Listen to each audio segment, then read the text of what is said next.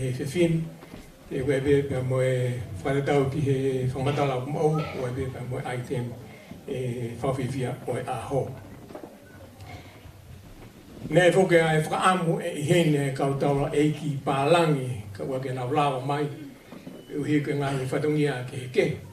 Kautau koloa ia be he whiwhini o gai, kau whaiwhikau tau hao ngā.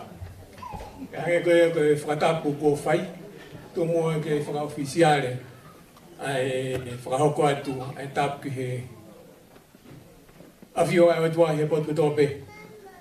Se whana pēr mho wei, o maha matapulu mo tau i whanua.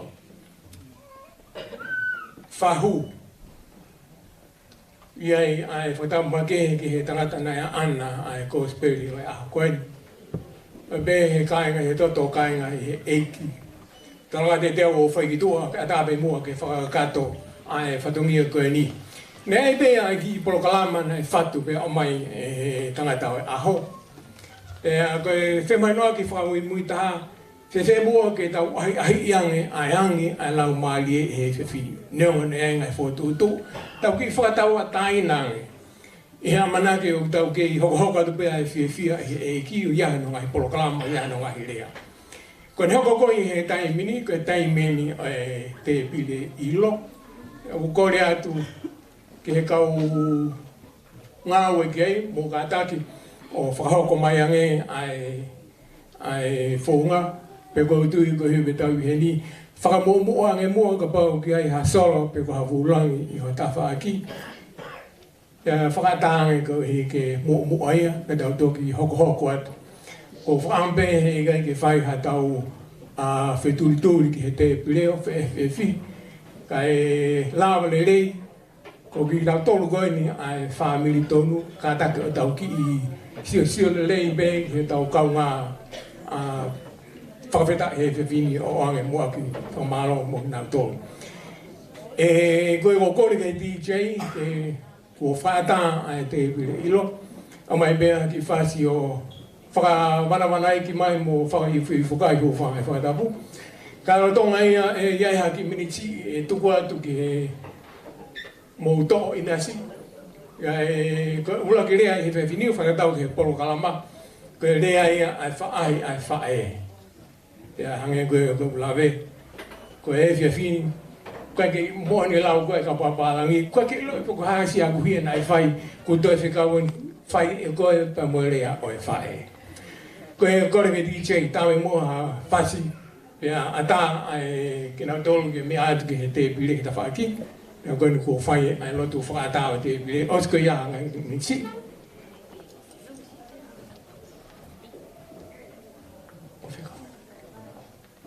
Io, kata koe ni oku whai e whakamara ala mai, o kei ai kau whawhikau he te pile koe ni kata tau kamata a kia.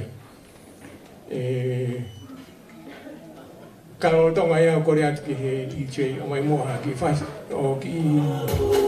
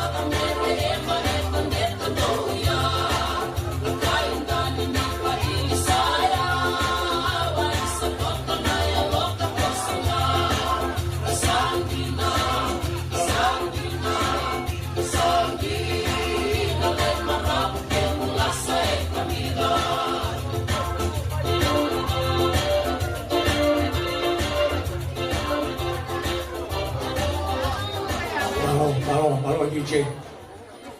Koe mo ke ki outline at we da programa go for tu mai o ke lea e fa ulang lea e honga e fa ahi ai fa e honga tu e au ko lea honua ko honga e fa ahi ai tamai ko lea no dolu ko honga e family ko kalama ai e fai e sitale ki mahe e ko lea hono fa po mai ko lea ai fai tapa ko fai a kalama e fa hoko e fon folau ko i ko ala bene tau tau ni ko ko fa e ko gore ko ho tau lea hange ko fa hoko tu Australia DJ ko mai fasi be ano ko fedongi fa ba mama be mai fasi kai hoko tu be a mo ma a mo te ni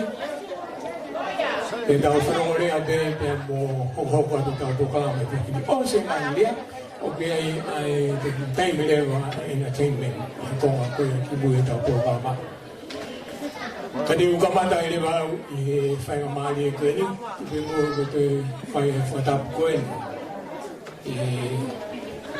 o to ma fi o ko to pe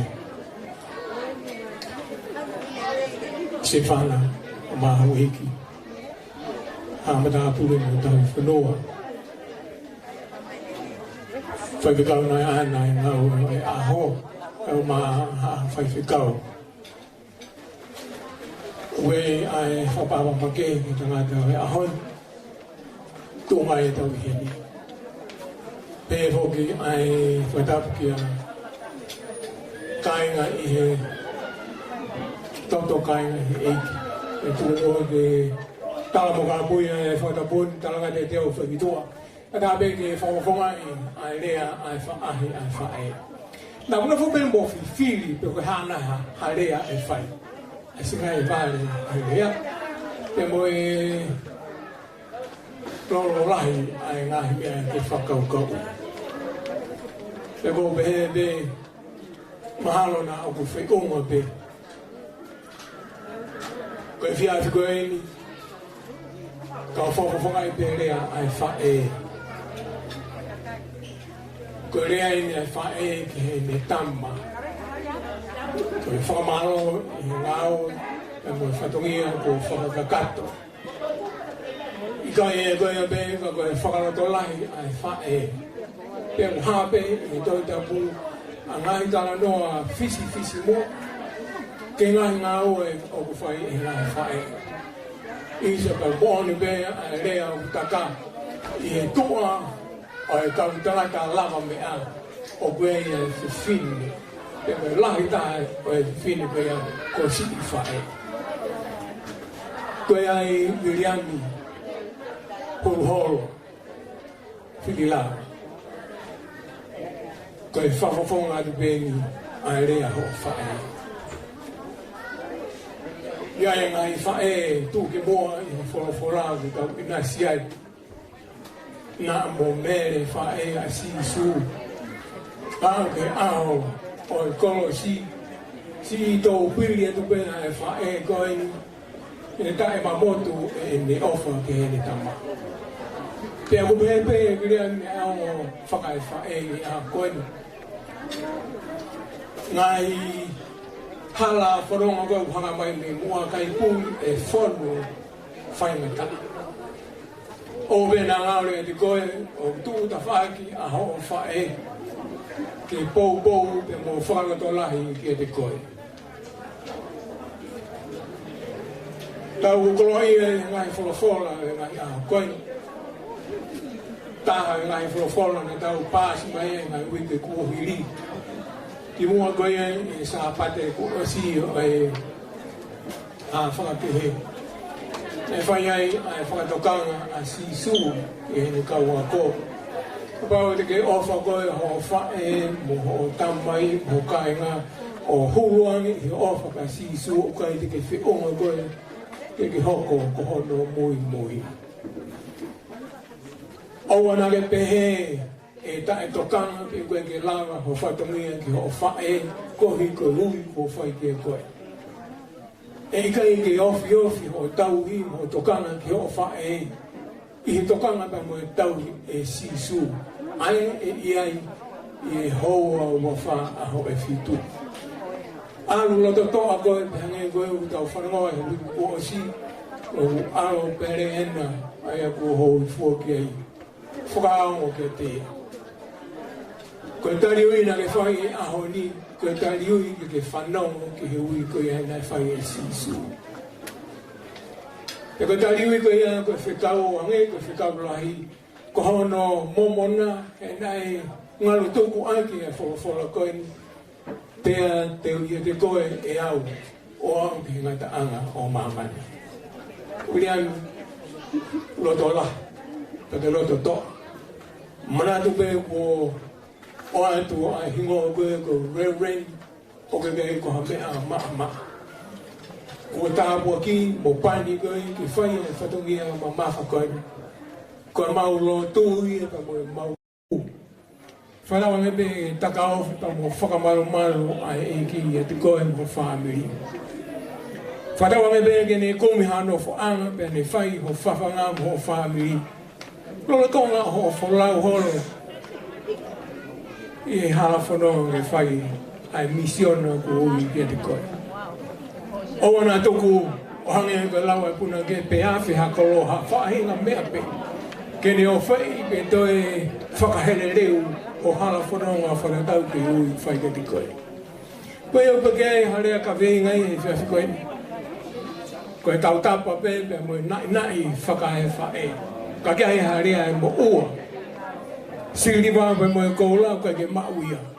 Mea te mau ka lotu mo e hufia e wafa o eiki. Ke kau ngā whanonga moia.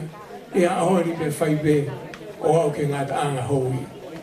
Koe o kupehea e whakawhonga pe mo e whakalotolai. Nau pe i whiawhi koe. Ko tui koe ko hamea si e papau e tāri. Ai a ko nāki i whakae whae koe. Nā hau tala noa pe mo o whae. Mahino mai e hala whanonga na ne vai mai. Nā ke whou ke lahi e ngai whaingata. Lahi e ngai pōre. Koe a koe ke aho ni o na pole. Koe whawhetai pe ho kane tai o e kau mai a eiki. I kai a au, i kai a whamiri ai whainga maari e koe. O whalai atu ko whawhonga. Eo maa o hoa, eo maa ai whamiri hono kātoa. I te uhiki whanonga koe ni o pena agaru. Koe mea mua taha ia. Koe whanonga, koe whakaongo ke te ia. Koe whakaongo ke te ia e o atua ngai whana me atu e whainga taa au ita. Ange pe koe tō lahi no whaamu ke nau ngāu e whakamisinare pe ngāu e whakaevangelio. Ka nau te kore ka ua pe mua e sismu e ave mama o au. Ai ke ufou wofi holo pe hini o ngāu e pen ke wofi kau whamiri. Koe pōne ki taki ke ngāu e koe ni koe ki te whai hao lotu koe tuku lolo ka kato. Koe ange koe laua e mi e samu e la. Lotu pe ka whewheka e whekau tau tapa eiki e to koni mai. Toa ke pe o fua pe ana fua tu hono whai. Ko whawhonga atu.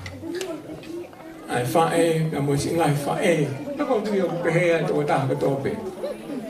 Ai whakawhetai ko hui ke whatongia ko ke tari ki hoko kei e hei whawhini.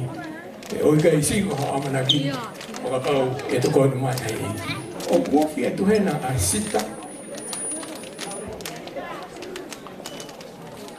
E sita kataki mai ange.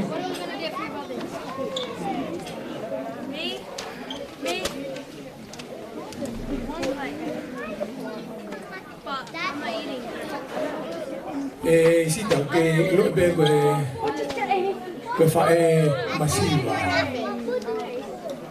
Ko mo be ko e ko e ta ofa ai ki. E ko ni ne ko fae masiva ko ke to ai mo ai. O ai ai ki ha o foi ice cream mo kalama.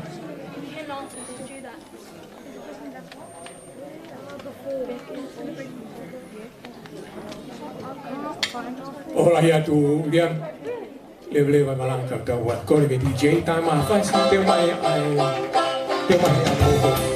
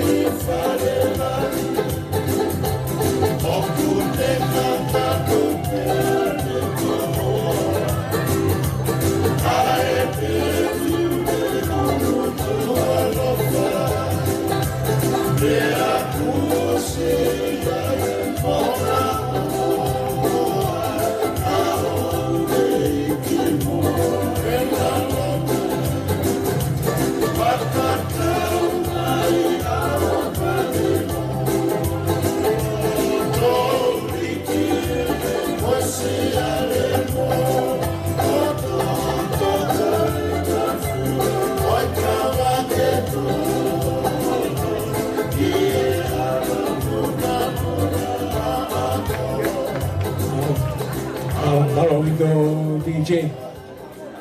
Follow bene che chi va su la fare. E fra mari ko ini Korea ki lea fonga tambai. Fai ka mari ko ni tua to o. Ke ko fa pa ni nai astu ko ya. Ho mai tau fas pe ha ko mai lea ho ko seta le ki mai.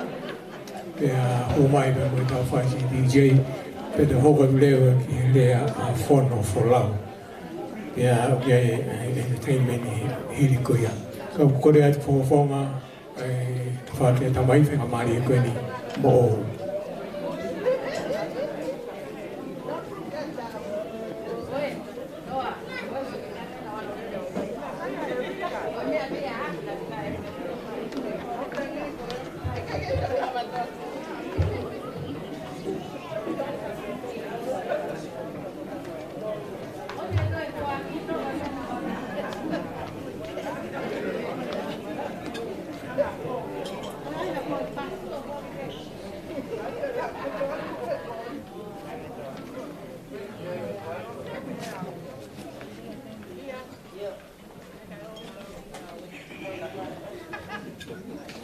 En colegio o fanga tala fata poe fonua be mo lotu tu be mo que o mau aqui ani fata po fai e mo criar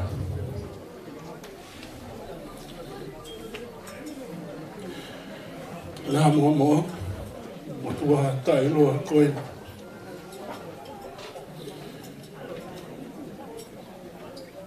ke whamanu o koloa ko whakakoloa ki au sares pe kua family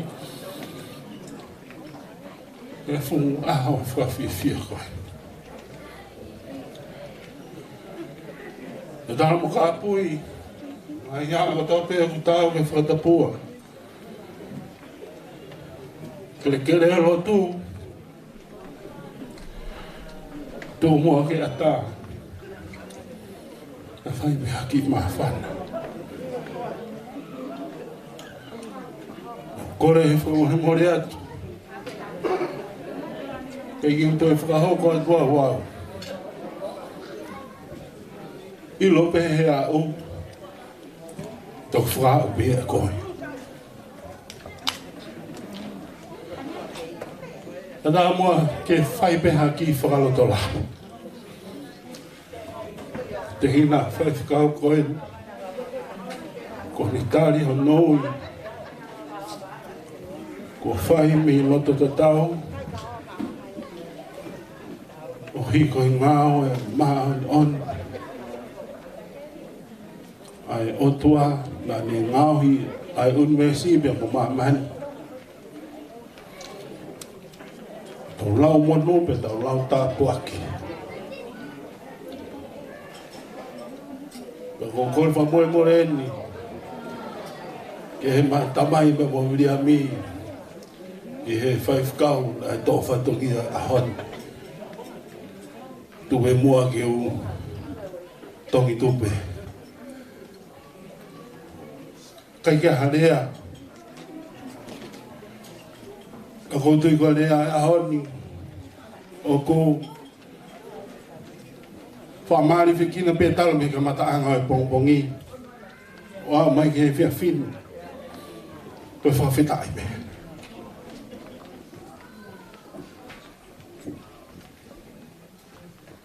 o ko whai poko pe whanga mari e koe ni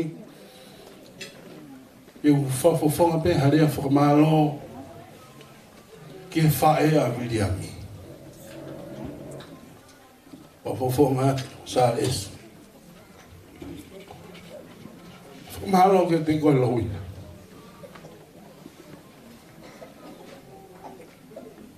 O ku ilo e ngahi aho pe ni.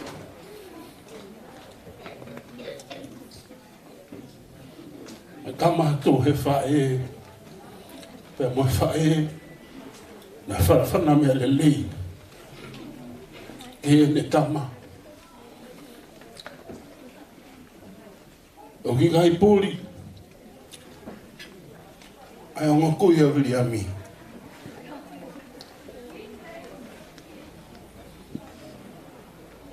Ka kong whatongia lawina. Tau lau tāpua ki ai a koe. Pea koe ko whia whawhawhonga be. Ai whamiri tamai a Viliami ahon. Te whamalo ki whae a Viliami. He ngahi kako naki lelei. Mai ngahi whanawhana mea lelei nei whai. Pia Viliami pe mea nei keisi i o au. Ki he aha koe. Mā oe whainga maari he kamata mai. Ai whanonga Viliami o whawhai ki tala noa. Pea moia. Nā o whiwhia lahi a pito ko hi. Ko e whiri ko ne whai. Pea moe tari ui. Ko ne whai ki hono e ki. Pea tāngi ka Viliami. Viliami. Ke ilo ki e ministry. Ko kalama. O talango fua wai ki a kalama. Ko e ki e ministry. E ke pe koe ke ta angkolo. Me mea le nei bea e ia. Ko au bea ko ke he. Pe koe ia kalama. Ma lawina bea so saia. I whanau. O ko whaapuri e ahoni. E tau hangataha ke whaiwhikau. E ngalo ai tōanga na mō whai me kamataanga wao ki he ahoni. Pea kou lawe, e kei ki ula wao whakamatala. Ai whaingataa e whanonga me aho. Nā te whakapawai ke te tari e ui. O au ki aha koe ni. Ano whaingataa. Fe'ofa'aki pa mo ngahi whaingataa la whawhawa. Ko hape lahi e whaingataa ko mo au sia ki ai ho mo nofo. O au mai ki ahon. Toi tānaki o toi liunga ua mo tolu e whaingataa e hoko mai he hoko atu koe ni. Wange koe ngahi tarako naki ko whai. Ko whai whakau a koe. Ko no ke heo i ngā oe. I he eiki. E koe uhi. Ko e eiki pē. Te tau lawa i kūnai. E koe ko tau ngā oe ni a tau tō. Ko ni ngā oe a ana. Kau tau hoko pē koe kau sananiti tai aonga pē. Whakau kau ki he ministry e te au. O tala noa o i ki asina he ka asiso. Pe hotui koe whakau kau pē ia. Whalaha pia moe Oi lea tolu na ngā aki he tangata malanga e ahoni e Viliami. Whai atu aka whakaratola i a whanonga. Humility, humility, humility. Taimilahi o whau, tau, whaa, whakamafutufuta ake whataungia. Ka ngā loia, te tau tolu, koe kau whai whekau pe tau tolu. Koe tau mai o whai ai whekau, ai otua. Pero eu dia ko de fata bebe mo nga ya ko naki a ko ya ko naki frai kamai ke te ko fata be mo nga for ko tau whanongoa e tala monu ke te ko be mo la ka fo o manaki ke foa e hala whanonga ko ni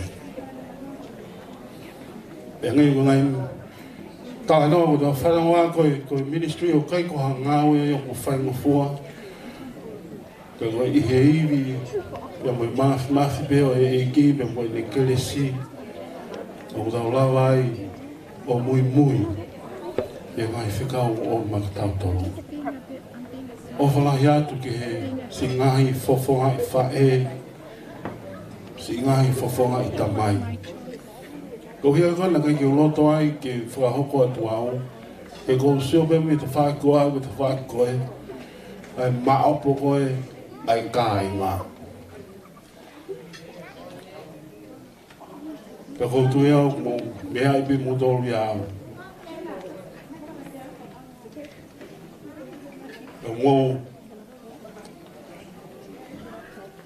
wāt whataha pe moe tala monu jambe me tata iki te bena ke mau e ki vitio na e seni at ke te koe pe mi e mohenga mamahi pe mo tala monu ki ngau pe moe la kan fo o ki hoko atu ki ai pe moe ofalahi atu o whala hiat ko ki motolos ngai foi fae mo ngai so to fa fine ko to o to pe me he family tamai a Viliami mo fo mo yang yao to ki fa sai a he le fa ho vare ka ku fa ho vare ia o sales ko lau mo no be lau ta puaki ko lau ko kolo e fia fine o fifia ke o kau e fifia a koin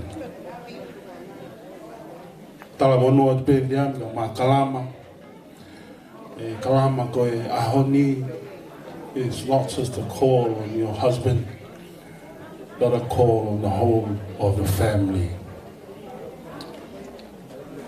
ahoni na e whakanofo e pe ko e ia kalama lo ina si i pe mo so saia mo ki family ka toa ki ngau e koini ko a pe ho tu ta faaki pe a ke tala ko fai whikau e mo ni ngau e ko a ho ia e mo fail ia mo ministry and I have no doubt that you will fail.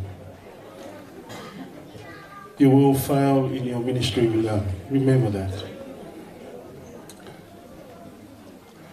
But through the grace and the love of God and what God is doing and God's intention for God's ministry, ko tui pe te lava pe o tala whai ke o mea o to dongi ke whai o mea uki kai ton ki whai.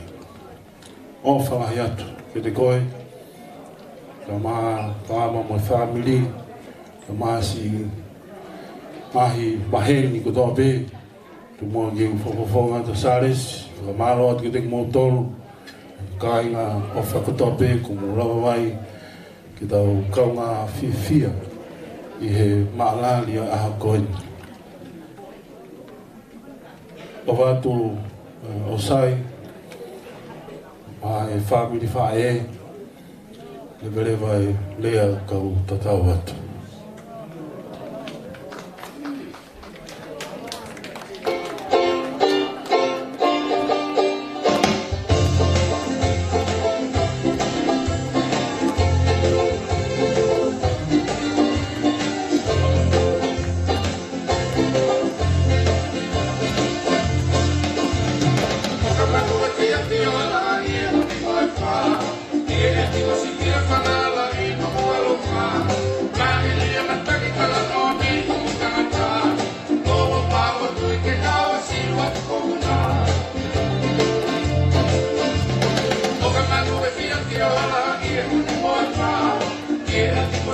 Palala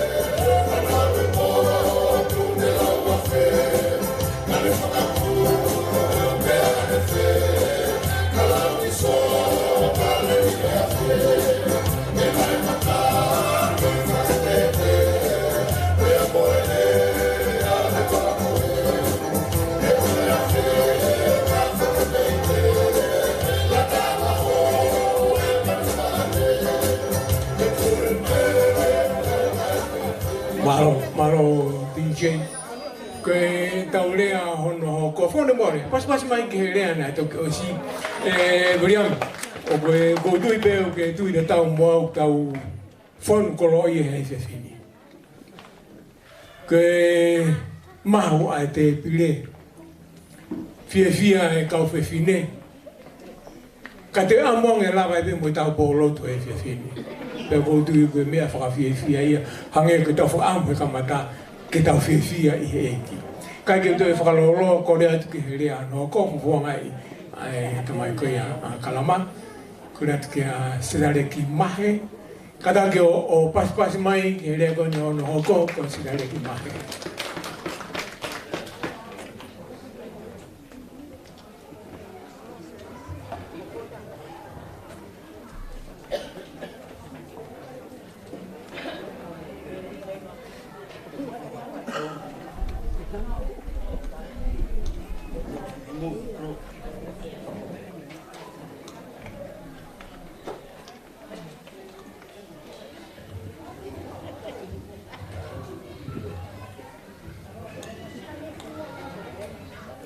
Ko kore ke u whakamamaru atu mua he tala whakatapu whakai ki u os whakatutu he pangai koe. Ko mawhanala, ka ko ho e sia, ka weke mau harea pe unga, ko modua ngutu tamurea ni o whakahoa, hala he pepa mulau konga, hala he whitu ke aksiai. Ko whawhetai ke hodua, he ulame manu e aho whakakoloa, aho koeni.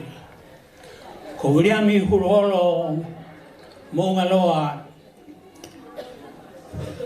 o tau heni ai pe mu kalama.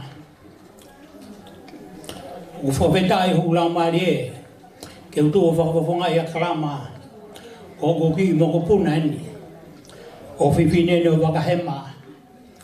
Ko whamiri he ma, me whamiri sone mahe, o mau kawai, mau nofo he, paia mai ke kolo se whanaia, ki kolo motoa koe kau tu anu ko mato. Pea mau mai o he mai o mau api i he loto kolo motoa, hala si puhara pate. Pea mau mai o nofo ai hanga he o tau te hina ko ia, o na whakasio sio, hao mo whewhine tu mo unga kolo motoa, pea na mau hoai. Ma hoa lau ai lahi e he ma, pea musone mahe, ka mau nofo, e hala si pōmu harari pate. Mau he mai koe kakai he ki mautoro he kolo kweni. O ki kai ko hao kau kolo mutua ki mautoro, koe kakai he ki mautoro. A honi o ko mawhana lahi, whakapa apa ki he rea, ai whae koe mo oni. Rea whakawhonga whae, koe moko puna ia, koe moko puna te tamone pia mo lato, ai ni o huko ki he au ni. Moko puna Viliami Pulupulu munga loa, ai ni. Viliami, o kuke monu ia, hoko pe ngai hako naki ne whai koe, e me whana mea ne whai e ngai whae, hange koe o rea. Maha whana lahi au, koe rea ea nā unofo whakau pe ki ai, pe ke tuere ki ai, o whonu e kau whaikau, o kakai whiunga, kakai poto, ke nau talatalai whare. Mea pe ko whitu peau, kai hatunga rea, ea honi, ko toki o ngoi he taimini, ko mawhana he penu ke he. Si mau hoa hoko i mongo puna, kia te koe Viliami. Koe whamiri ta iloa he maa mosan mai. Koe whamiri beia, koe ke kau he lau. Kai e honi, kau he lau, au whamiri. Kalama ko whawheta ki hotua, ho mawahe mi ho tau whamiri ta iloa, ke kau i nerea ki e whuka, ki he pole angai hotua. Koe mea mahau i ngai taha peo e ngau koni, o koe kai koe mau e i he ako, pe koe mau he matai tohi, ai kau whai pe kau, pe ngatai. Koe kau whewhekau ai mua au ki ai, koe porei, hamo ui, whakamasiwe siwa, hanga whakamaulalo, pe koe kakai sewaniti. O kui kai, koe kakai, ai kau whewhekau, koe kakai au nguna o mai, hoko koe kakai malunga. Mo hifo o hoko, koe kau sewaniti. Ko whewhia e ahoni ko whamanatu, ko manatu meri e. Ngai tau ki mua. I ho tau tupuanga he tau mai ke whonuani, na tau omi ko tope o nofo I hapa whila. Pa tau hiki mei ki eis whila. Pea mo Peter Sam. Nai whai ho tau ohi whakatahai he mātua, tān tauwha, risia te Prescott. Mo ki nau tolo e ka mua mai, ohi whakataha pe ki tau tolo ai. Tau hoko koe whamiri peta. Ko manatu lere, whine eki, a manu vai vai. Kui gona koe atoa. Nā mau mea toko ni pe he haka sipi koe a manu vai vai I hapa whila. Ohi whakataha pe ki tau tolo ai.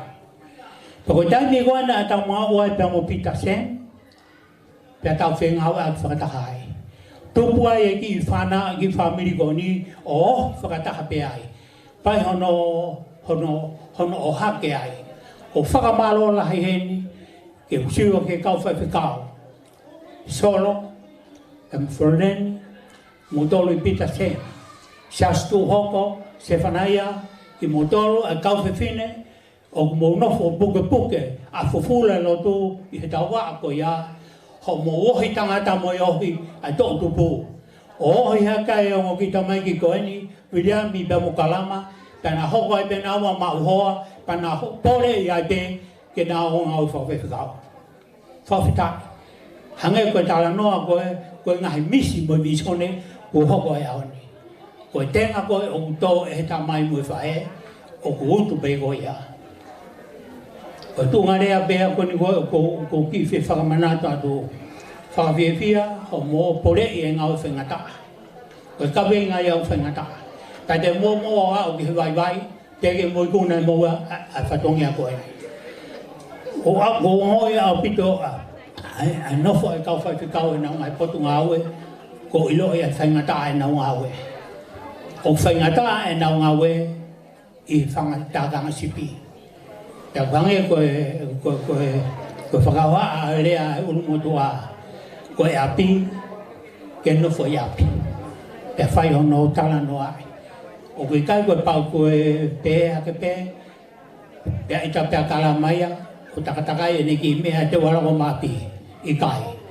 Koe pōre ke ngau e koe ni, o pau ki te nofo, hifo ke taki e ki, hanga e ki o whai hota whakahinuhino, pēa malu I ki tau tolo.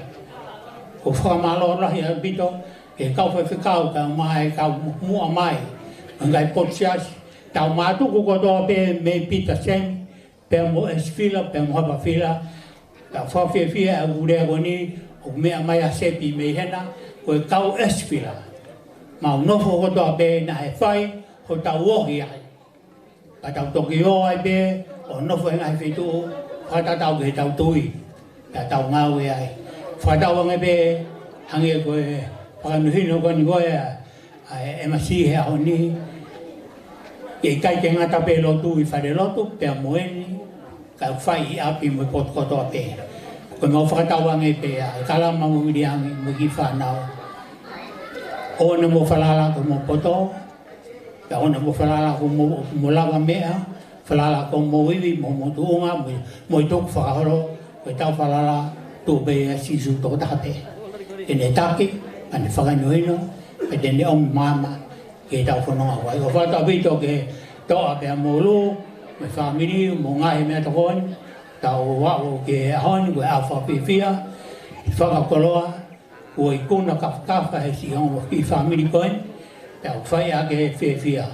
Whonu e mea tokoni, koe omia me loto o mawhana, loto o whonu. E mawhana e ofa e o toa, whakakoloa e loto whare koe ni. Koe o whaitau nge pēr si kainga ko, fulolo e urea, a siri o kai ha, o kai ka malanga whaka o stau eni, e tata mai e o sai pe fifis mai ko o se taimi ka go whakamalo e mau whangamari ko ni e werewa malanga ko tata watu.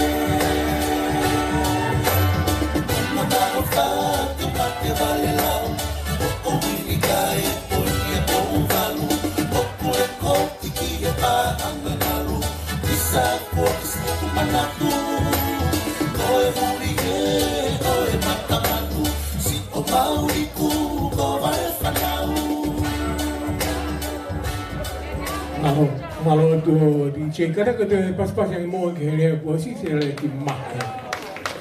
Kena wen kene hokomai kene fakaos ki uga kene ko hokomai fa ko ya kalama fakako ya fono folau. Ya kahilia pada dawa pe proklama o gai ai ta ulunga hokwai. Gai ko lawe en begi mui ko ke fa da tali ai kau mafana que le ko ni ko fono folau o vai fa e que ya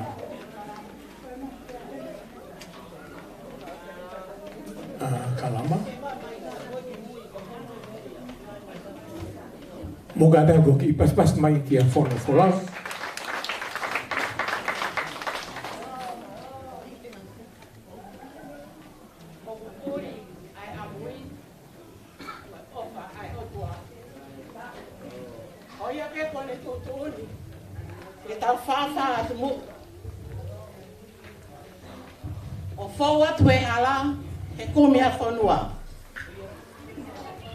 ilo e tau tamai, tau tuku pe ki ai. Tau fie maari e ke ilo pe tu ngā ofi mai. Oku ilo e tau tamai. Ko kore ke u hūwhanga atu. E tala whakatapuna e ka mata aki. Ai aho mahu ingani e tau lawe ai. Ka koe aho tupu ai a, koe whatongia koe ni. I he osi ai baptaiso o sisu e sione, mātuku mai ai konga o i kaua ko, o nau whakaha ki he ni ihi, ki he kaua e tangata koin ko nā Daniela, nau talange ki ai ke ne ilo, koe mi saia nai malangai e Mosese, mo i kau palofi tā koin ko nau ilo. koe tangata me Nazaret. Koe tari koe nai whai e Nataniela, nā ne pehe ki a konga. Wala ma uhalelei me Nazaret. Koe lea ia, oi hoa koe ni. Whawhawhonga atu, ai whamiri whae a kalama. Whawhetai ho maulau Maria Viliami. Koe tau wheohi koe tangata anga maulalo koe. Tangata anga whakatoa ki lalo. Honga ia he mea si. Tuku atu he mea lahi. E koe ke wha ma. Te koe a honi. Koe uhi, koe wholofola e otua. Nā ne pehe. Hoki nau tolu tuku ki lalo. E hiki a ki olu. Peko nau tolu ku nofo olunga.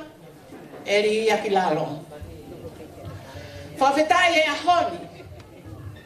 Koe whatongia. Nā ke tari. Pia moi mau. Whanau tama koe ni. Nā ke hoko koe huse pāniti. Nā ke hoko koe tamai. Ihe a honi.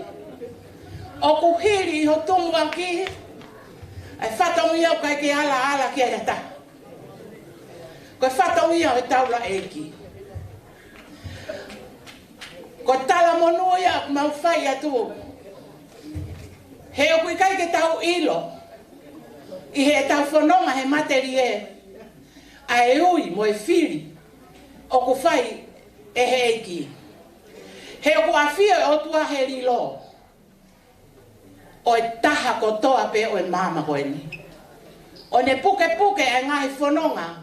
Aki nau tolu o nau whakatoka ngai. E ne tokanga mai. Ke o wate nau humu. Tala monu atu ke te koe. Mei he family ma o lalo koe ni. Hange koe na rea ki ai a konga. Kai ke harere e ma mi Nazaret. Liam whakataurangi. Mai lang maari e top tap o e otua. Kene tataki ho whanonga. He whatongia e tolu o ke whakafua. Koe taula e ki koe. Koe tamai koe tap mo hawhanga. Koe huse pāniti koe. Ke whai e lang maari e hono whakamama honga hiongo anga. Kene haere mai o riringi e neo whaho atamai kotoa. Pea ngauhi ke malo. Hawai o mo ui whalau maari e. O ko whakawhawhonga atu ai ofa maa ulalo. Kai honga ia. Me he whamiri whae a kalama. Mo e mau whakatauangi. Tuku o mau tae tau. Ke ngata pe ia teki mau tolu. Ka ke whanonga mo e eiki. Pea e fia tuai pea mo e tama koe. Mo e ki whanau e toko tolu. O si awhia o peki nau tolu ia. E he o tua. Kalama. O kai pia ke toi ai hako naki. Ke whakamanatu atu. Mea pe o whakamanatu atu. O wana ngalo. O kai koe whaiwhe kau koe. Koe whaiwhe kau. Ko Viliami Fililava. Koe whakama opo. O e whanonga. Ki he ene tau. Ko ho whatongi aia. Pea hei kai ke lava ia aki hamea. Ka koe nofo ki hei ki. O kore ki ai. Ene wisdom. Mai moa understanding ma au. He o kuua. Ai tawhaaki o ke tau hii. O ke tau i ke taula eiki. O ke tau i ke family. Moe whanau. Whai kotoa ia he lava pe. I he tataki. Ai lau maari e. O mau ofa atu au pito ki e whanonga whai ngata. Moi ki e whanonga na e whai mai. Kai ke puri me ata hai whai ngata a. Ka koe i kona e ahoni. Koe fuka koe na e puke e mō sese. I he tau. O ne peheanga ki a teki nau tolu ka Wisleri. tau he I kuna si homa. Ko I kuna yo e aho koe ni. O whātu ki haa lotu, ka whaiwhekau mo haa lotu. O whātu ka hou eiki mo haa matanga pule. O whātu ke ngai whāmiri ko toa peo au ke whānau. Ka more more, ka kuia I harea e tāla ki tua. Mau hūwhanga atu. He whanonga me Nasareti, le vile malanga kai tau atu.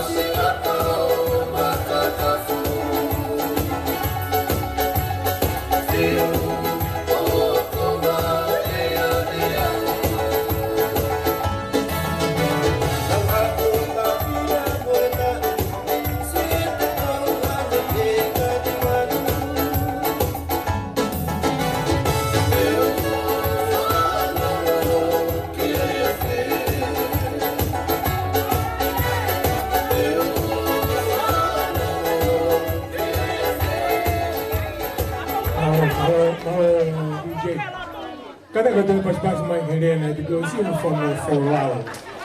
Kalau itu kayak kayak fakta tanya kalau spirit. Kalau saya mari go ini, tu mau miniti ke fafonga tu area ICC. Ojo pada tu kau kita ulunga.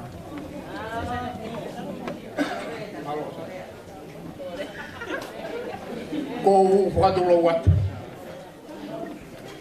Kalau bemo ke ufangatu fakata foto ape, ufatu tua tal misayon wa umai ke howan. Omimu ai pega mari ko mo.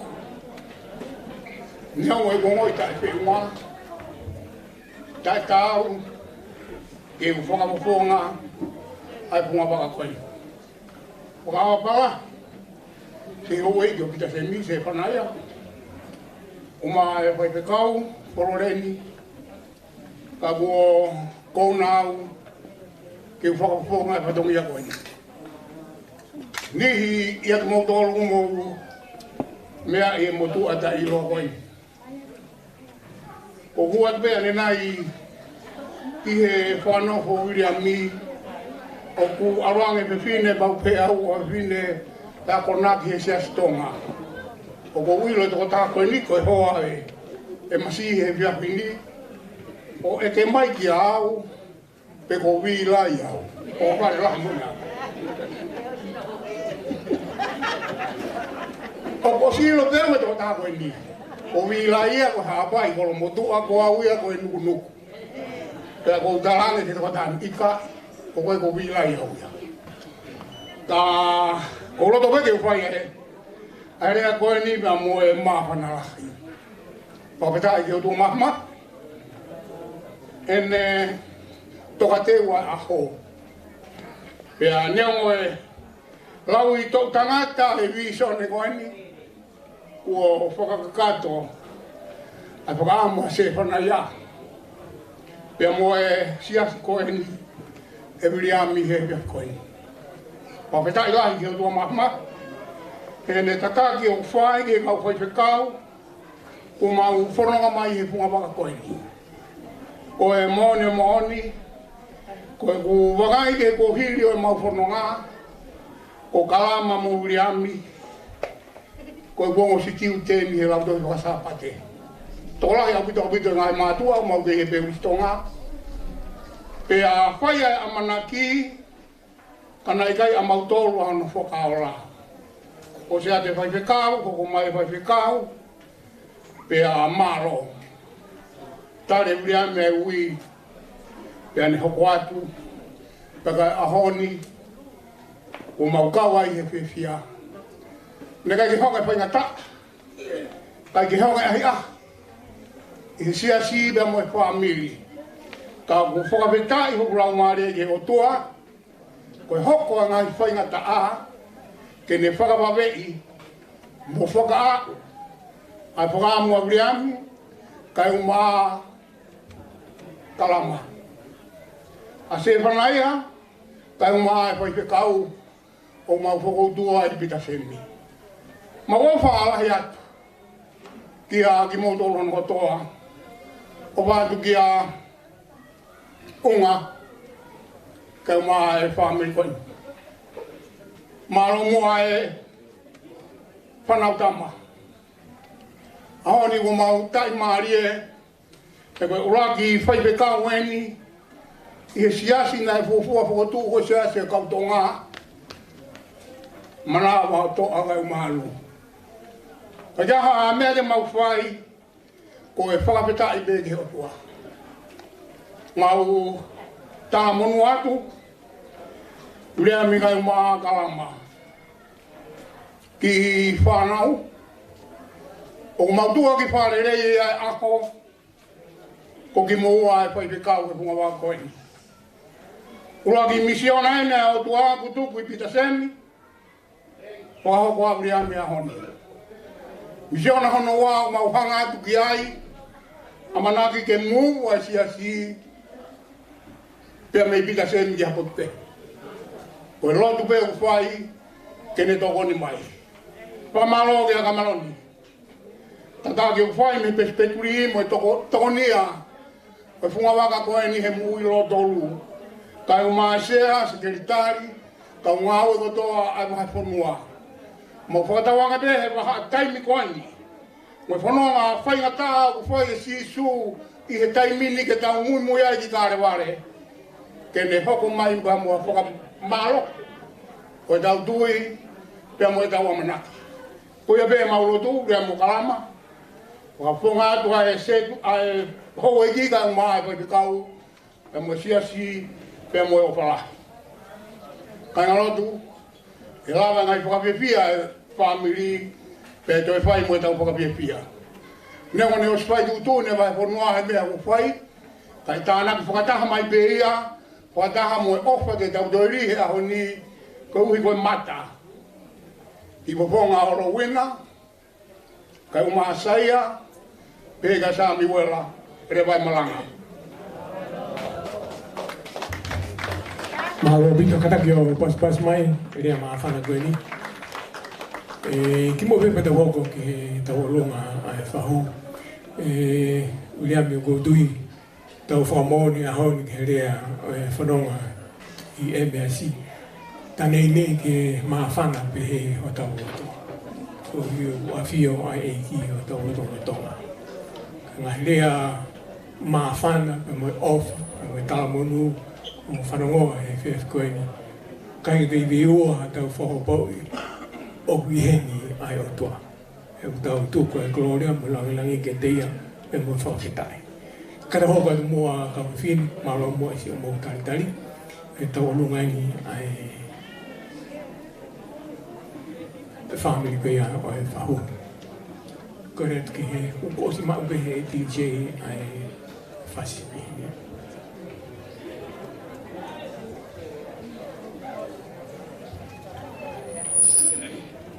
Whawhetai kia siho wa ulau maalie, pia oa na ngalo ene mea o whafulipe. Whawhetai kia siho wa he ulele ia, Io he tolonga taingata aine alofa. Ei ki te wiwa peho ofa, he ahu moi pōkotoa. O whai ho whakahiki-hiki I taimi, pēha upeki I tāngiti. Whatulo wat se whanaia moi pangai o e ahu koe ni, moha taula eki. Tūmua kia te au, ke hao atu, o ku ki whatongi atu ani. Koe whatongi au koutu ke whakahoko. Koe tau o lunga ia ai tahine whahu o Viliami, tahine ko mapaha ano Fililava, kei Fililava pe. Pea o ku mau loto kotoa pe ke mau tula whare he tu ai whahu, ai whamiri kotoa o Saresi, whamiri o Talanoa, pa pe ke whamiri o Lausi. Ai whamiri me toa ko Pouvalu, moiliku ko vale whanau, Pe foki ki he fupua ko whanongo Talanoa, kai whewhe, a mohi kono pa moene pōwai, moi fu ai ko tutulu pea tau. Ka taki, mo ka taki kotoa mai, o whakalangilangi, tamasi ko Viliami, pa pe fo kakalama, mo naki family. He ai hatapuaki ki ho tau loto whare masiva, pea moha loto whare, ta iloa he lotu. Na whakamanato e sa aleski a te au. Si osu. Koe ta whangakui. Kai ke ilo ia hamea. Ko na uma pena I tuku atu. Ki he whonua. Mo he siasi. Ke fua ke whatongia. Pea ko himi tuku pe lotu. Pea na hola tata ki tu. Na wahe atu hata. Ke lotu hu. Pe keresi tuku e maunga keresi. Whawhetai Viliami. O ke fou hahala kehe. O ke kumi e koe me aku mahu inga mo tolo ngau taingata.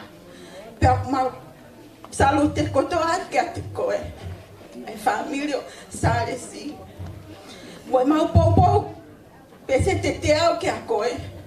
Whanonga ai. Tuai ho whalala. Pea tuai ho amanhakim ho ki family.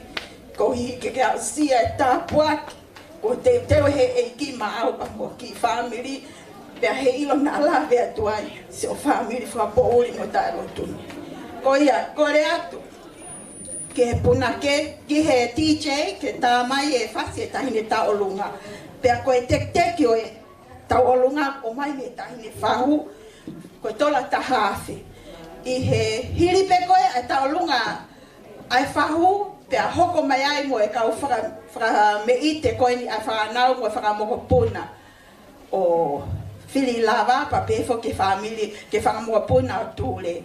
Katoa ia tānaki, e whoaki kotoa pe ia, mai ki family o Viliami, pa pefo ke a kalama pa mo i ki whanau, toa o whatu.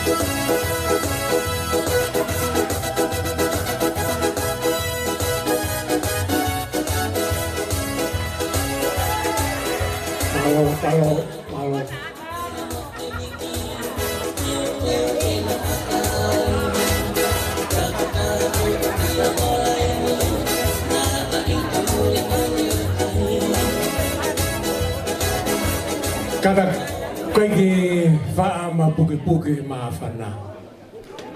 Ki ai whahoko mai, tu mua ki hoko atu ai tau olunga koe na hoko. Koe whaha ki pia ma whana ka mui fie ka ngā whawhetai i he maalari o e aho. Malo, malo DJ.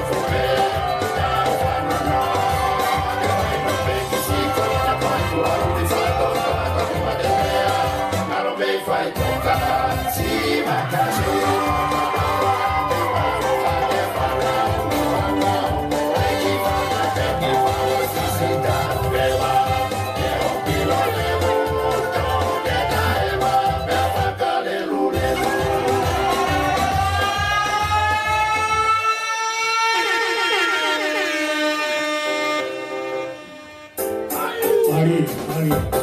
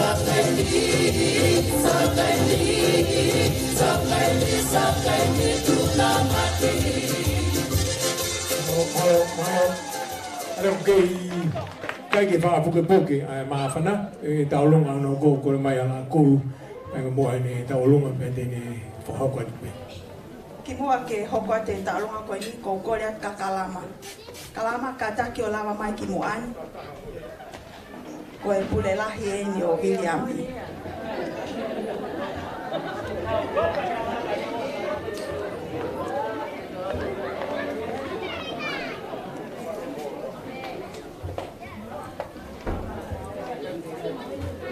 kalama kata ko e family masiva o atu pe ke kamata to ake Fe'ofa'aki helotu alo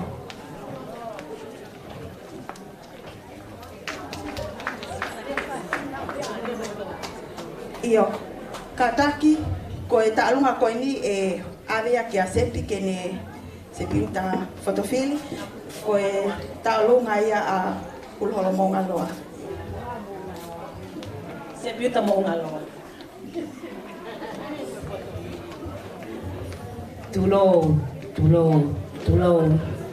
tulo se fana ka whakawhakautua atu he oku ikai ke lako sai whakautua mae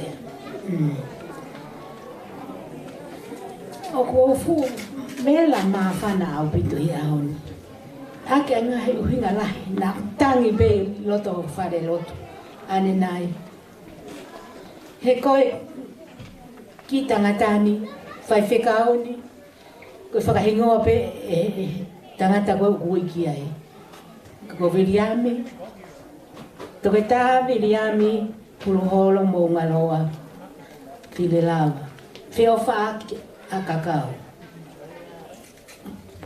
Fililava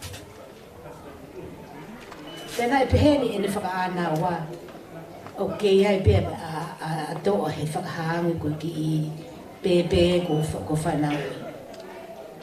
Ui ai o kuhingoa. Ta ko tui pe ko ki tamani tene hoko si au haa. Ko hoko mo oni. Ko ma family. Ma ulalo, ma siva. Kana ma ulake at pelo tu. Pe os pe a holo lahi. Pe hoko eni. Ko eni to hoko pe holo si. Awe, whakawhitai ke eki. Whakawhitai ke te angata. Ho ofa e family. Ka koia, ka takpea mapa ano, Fililava. Ko tau ta alunga pēni, he koe ke toi ke he mau tau te hinga kui kotoa. Ai tā ngutu, ai whakautua, ai fō me kau mea me he whalao. Koe, no fo pea whāmi. Pea koia, koe ki maa whana pēnia.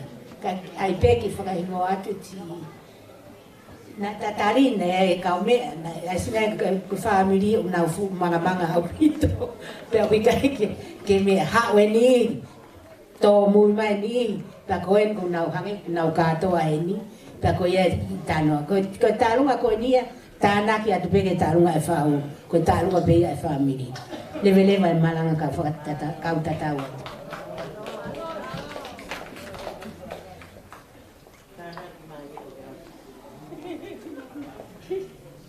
Kata ko tau taluan, ai pe fa wa holo kata. Ane to gosi.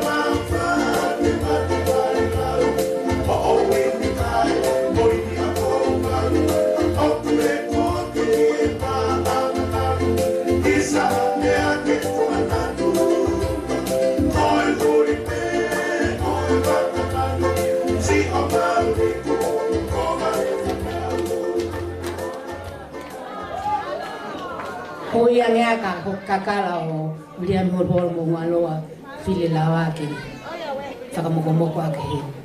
Pāngai ta hawhi.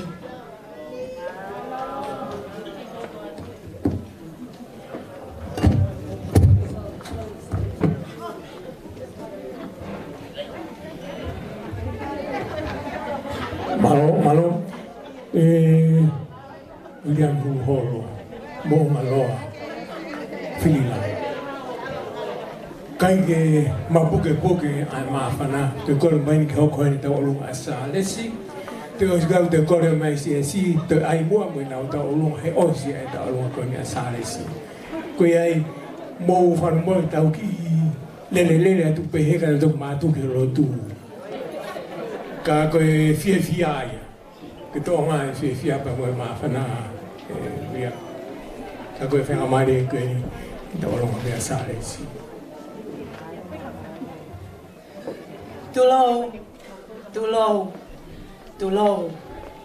Na tapuat ke o eki, ha taula eki.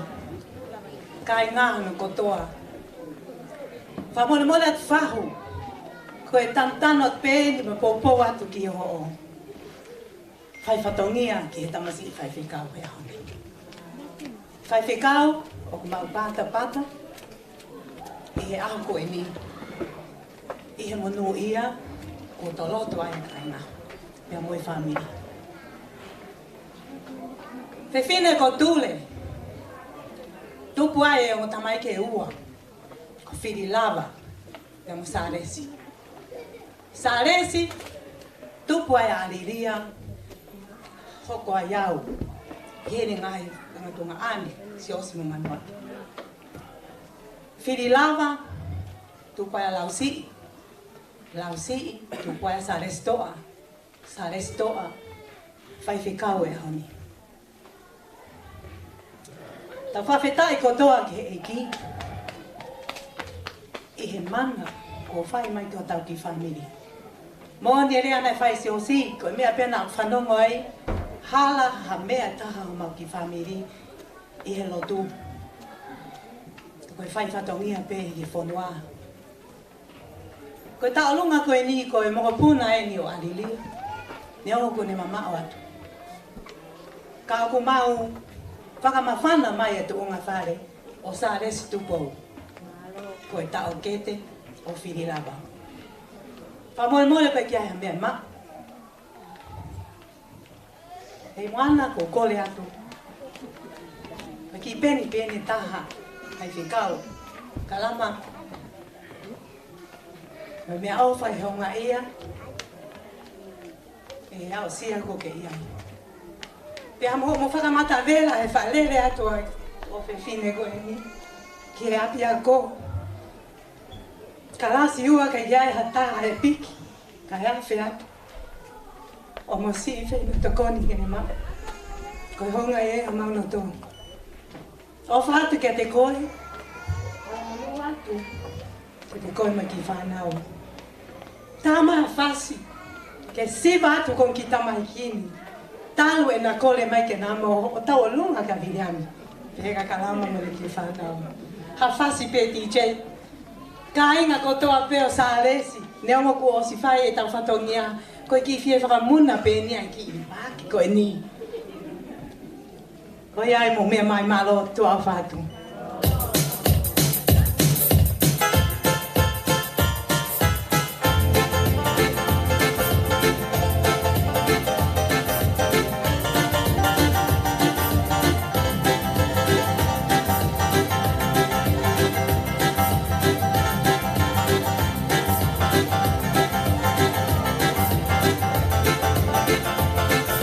Isa si kipua ko whanonga talano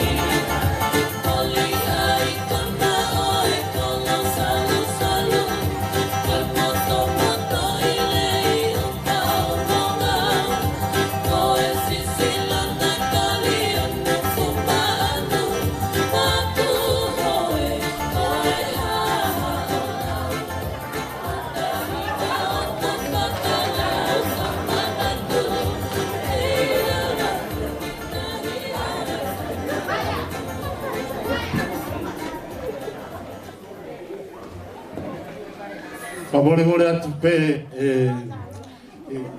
ko ilo ko fiu tau ta afe mafana ka ko tari mai wakapuna ka te awa sini ke u foki atu ki he no ate ka omi moa ki whainga maari aru hai koe roto se tuata ko whanongo ki he whakarea sosi ana ta alunga a sare si hanga ke teo ko ngaro o tangata pea sai peia sios pero ko ki ta alunga ko ni ko ofa mai pea Viliami pea me tangata iki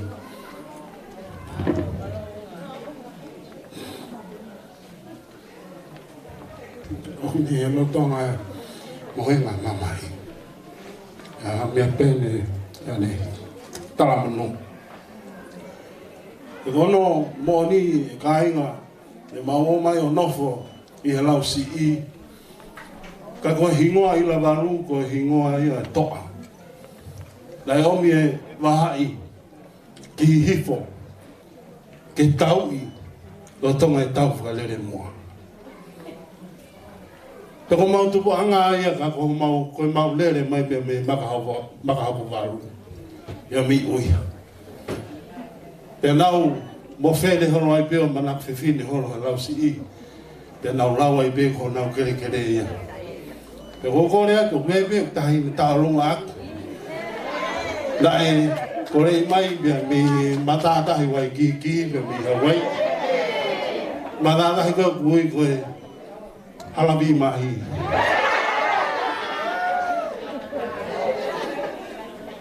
ke kada mai ko ia pe ia tene whakahau koe ki taurunga koe ni ki mua ke whakahau koe taurunga o ku loto pe ke Fe'ofa'aki hono te kipa ma Viliami o kai ko sio holong o kai hata e hui pare ai ko au pe te hui pare o kon kore ke akaro ke whamori mai mua o hui e pare tai ni taurunga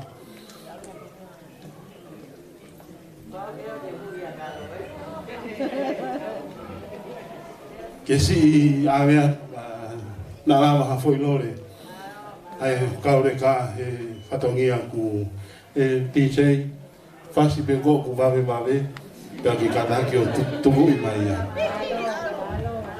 mere ko tau ki ta unga ne ta to iyo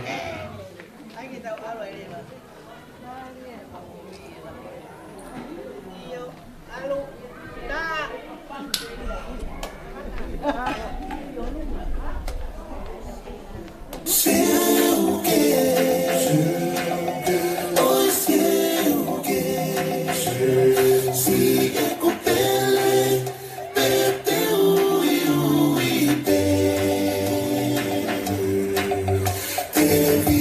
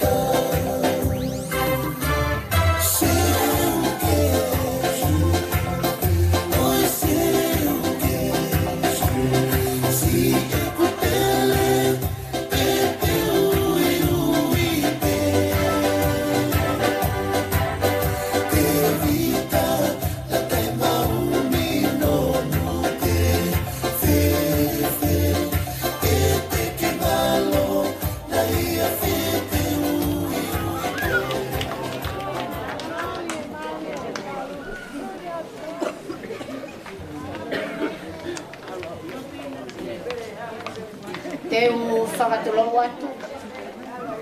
Ka tā mua mo oku. Ke u kau atu he malari o e ahoni. Kua tapu atu kia se whanai e mo hoeiki. Pehe ke kautaura eiki. Kua tapu atu ki he whaiwhikau fo ou tuonga i e tau whakatataha mai e aha koeni. Viliami mo kalama.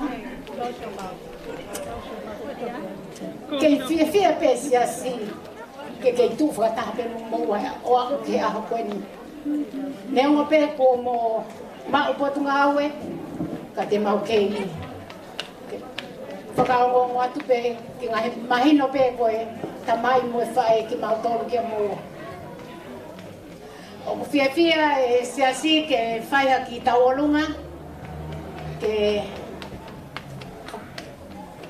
le ofa atu kia moua. Ko teki e taurunga. Kataki mai taine taurunga ki eni kataki. Peha o ke pu kai ke vai la pulo.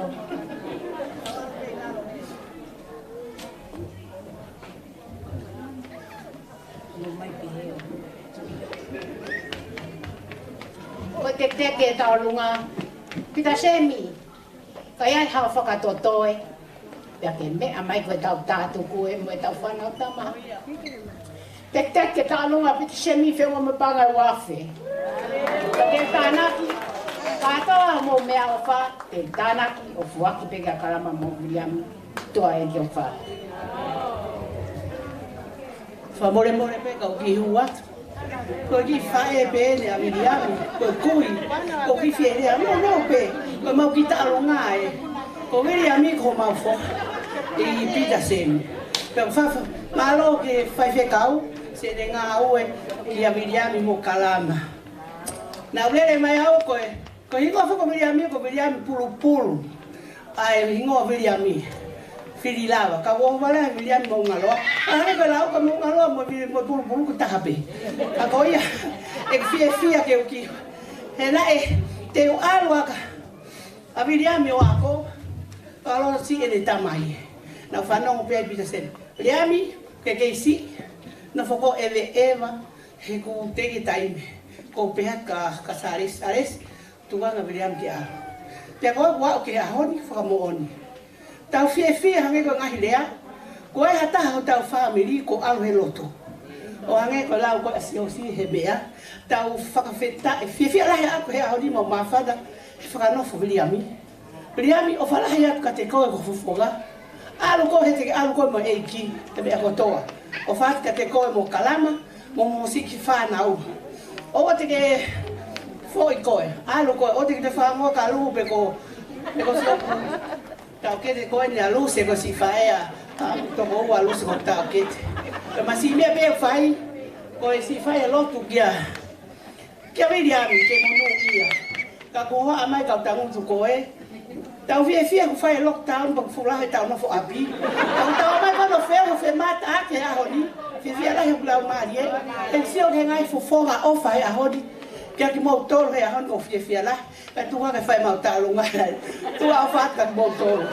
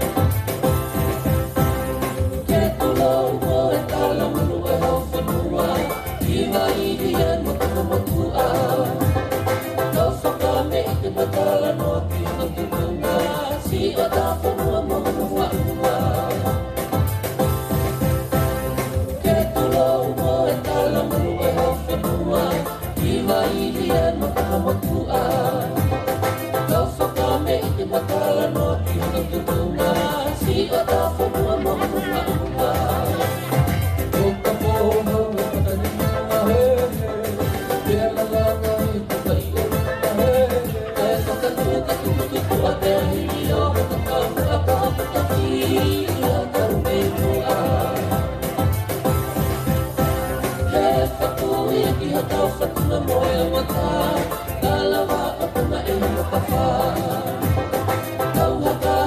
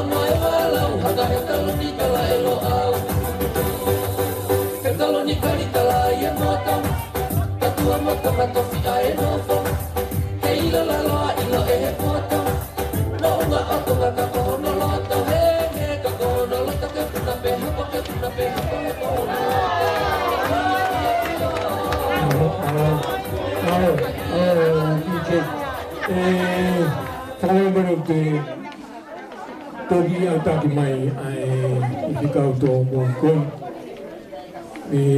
huwag ifikaw mo pangmamore kagi hunga lockdown ito magi ke lockdown na mo mauto frata mo frabang malapa ka mau kawatu ifia ta mo ka nga popo ke mau ka nga ke mau to go of ifikaw kon kuya ko fra ko mai on mo fa nga mari ai tawolonga ka ifikaw.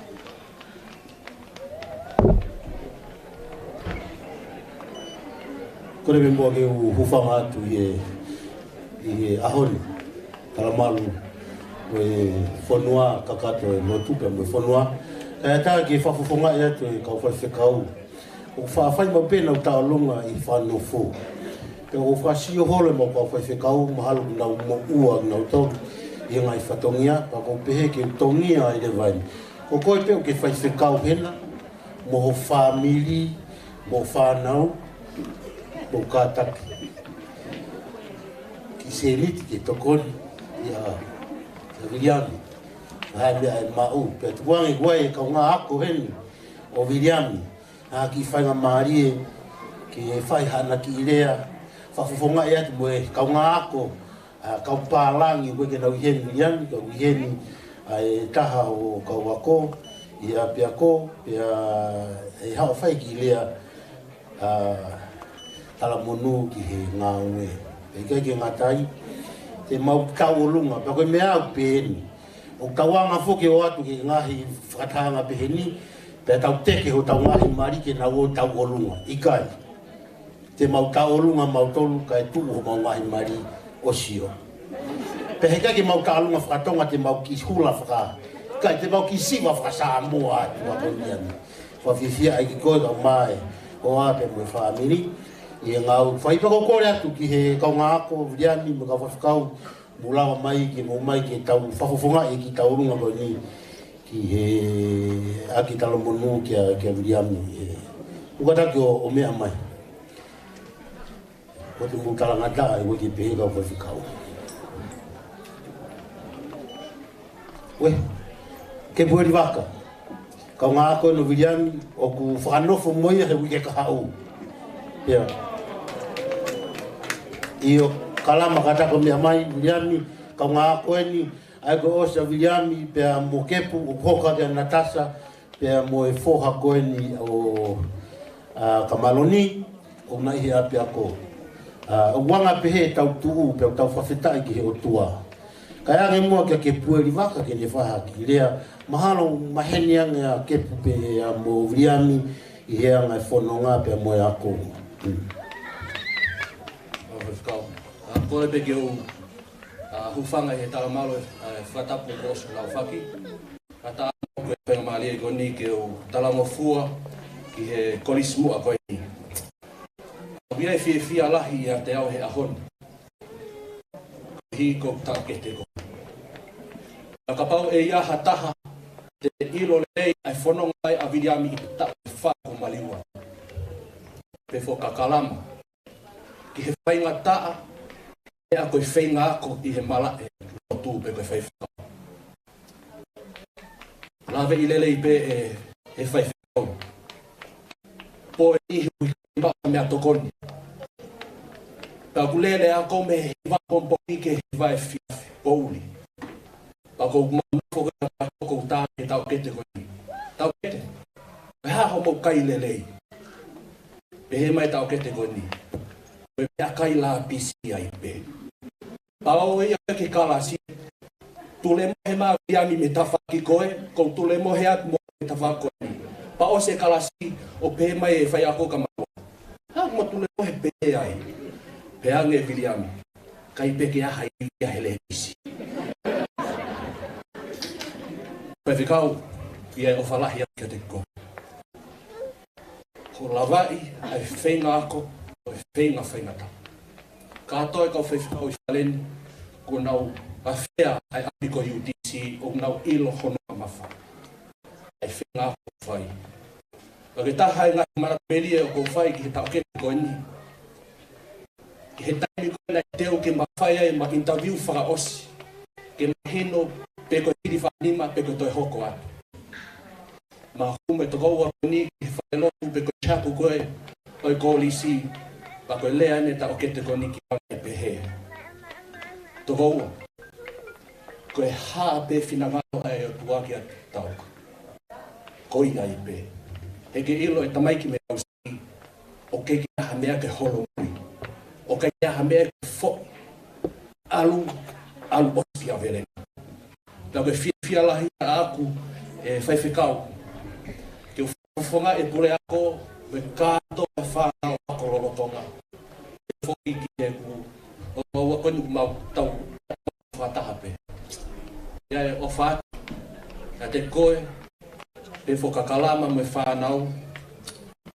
E teo koe ke piki ke kau e palau. Al osi. Pei taimi ke paniti. Koe Viliami, e o whalaia ki a te koe. Whatawangi ke whaitau pekina koe o tua. Ngahi ngau e kotoa pe te ke fuesia i he whonua whamiri me siasi. Koe peki lea tua whai. Tōra whaiskau, wini diwa le se nani? Ala, kata ko e mo ngai mari mo be mai mo mai mo do mal tolo. O ko fai be kile fas. O ko e hiva e ko vatonga e dai mini. Ko tempo na hiva e fo hiva ko ni. Ake o na bagi he vani o fo hiva wi ko simulata. Pe ko foi vesi fo ka osi ko simulata o pe fo hiva. Ke winu mai hama angatai. Ke tavahe vahe mo koe i kirisita. Ke mahino koe ofa kulahi. Viliami, koe ministry koe meremo. Wae taimia e situ a maribe a koe po whanau. Koe family. Ko sisu. Mangatahi ko te ke folo. Te leipu moia i mangatahi koea. Ke mahino.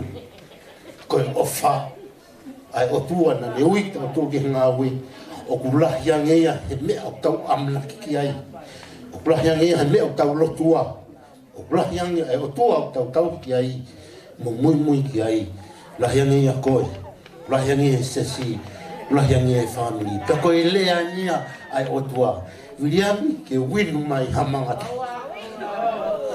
mahino la koe ofa e tua ko ofa pla ofa tu ke ngau fai ofa tu ka fai kau te pe ke siasi te me family mo fe fa fe mautolo ke mo lave ke fia mau ino ki mangata ko atu ke ti sei pa ko atu mua ke mau ngai mari ko fia ne ku kore ko vai ko whakakau o mu ma ye kau Fe'ofa'aki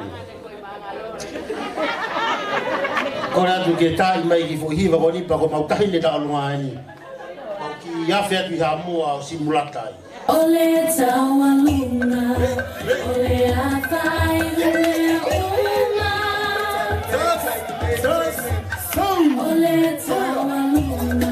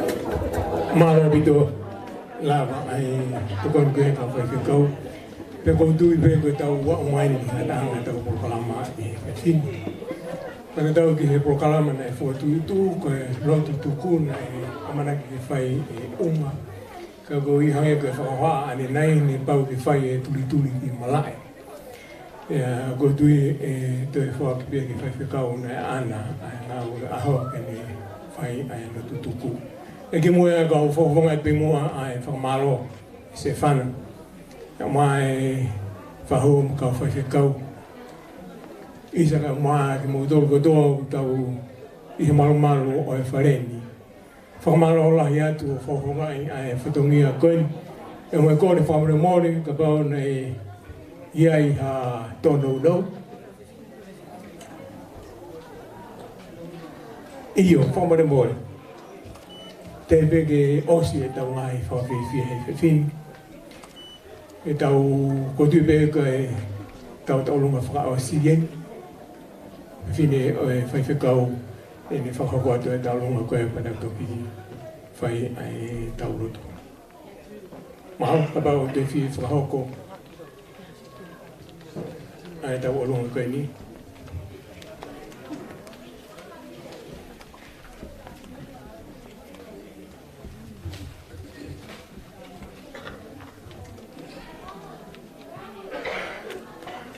Ke Fe'ofa'aki whakafonga ai tau oronga ki o Fefine konyo o Viliami Fililava mo kalama ka o tonga tuku ai whakawheta me whamaro ke o tua mafi ai le whakaikuna ai whanonga nei whai mai e Viliami, o ne au si ai. Ai maka mai le mahu inga a koen.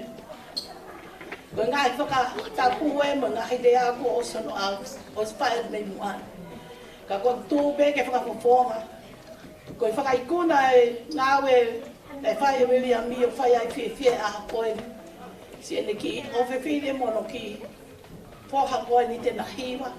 Pea whai api ki whakambe ite. A whakaosio e whiaf koen. Ka ko kore ki Halloween ke alu ki a mihitanga o Viliami ke ne toha no tekteki ka tok whai na whatongia o amanake whai.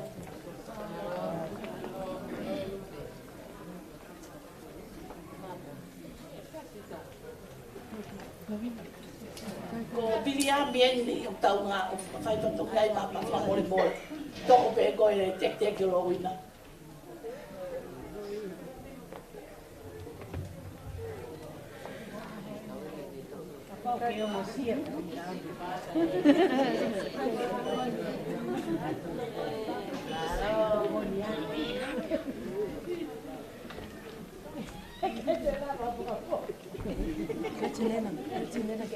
Patawang ke lau mare mau ni oni. Kene whai tau pe kina kotoa pe ki mautolu. I whakaangosia. Koe whatongia ko whakahau koe aha koe ni. Te welewa e malanga tua o whaatu.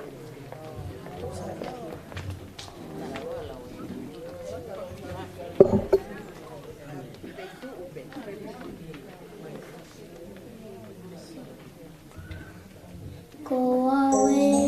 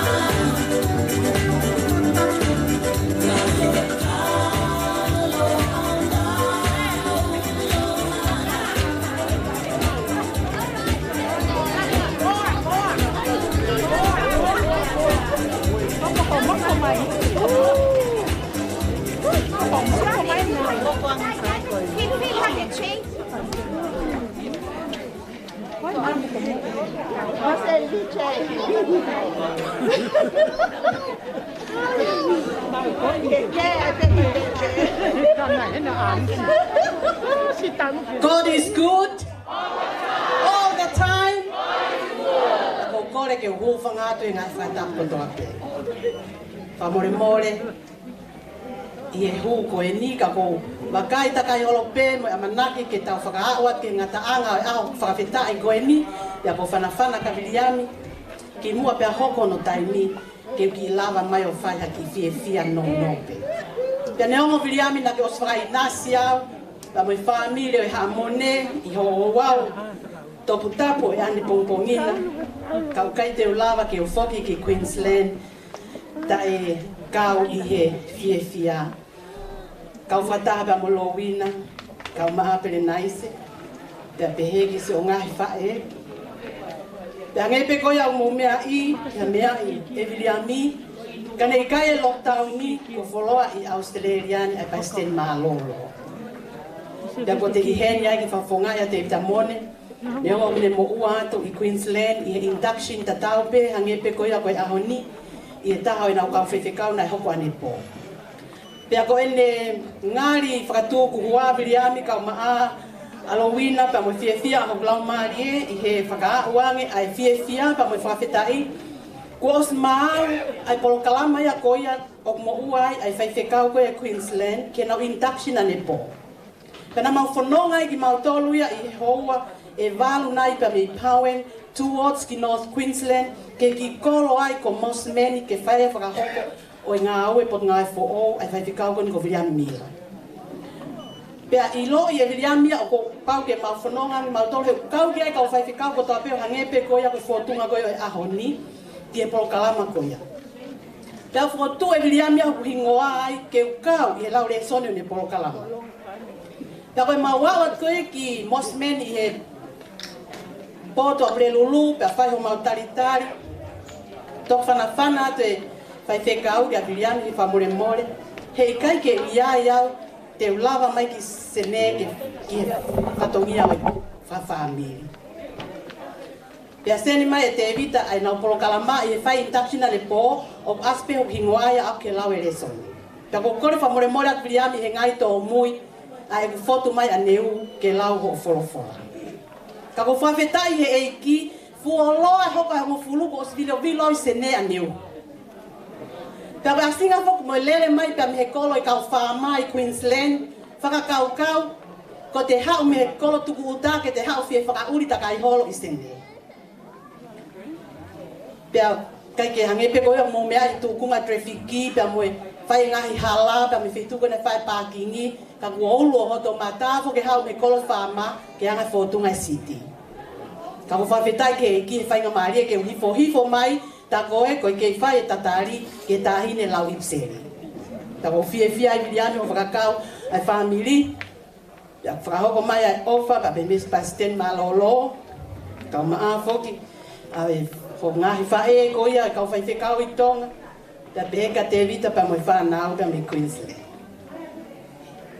fia foki he malang whakae ki aho ya ko ia pe o ko tala munua tuai pa mo fia fe ilo pa mo whaifikau pot ngā aue Foloren ya ngepe ko ngai maka tuunga whana whakatoka e malanga e ako eni ai mo uia e whaifikau ko hono loto ke fonu I he ofa pia mawhana mau ka pau ke te ngawe ak whakataha ia pa mene whakakau ke māsila ta mo matui tu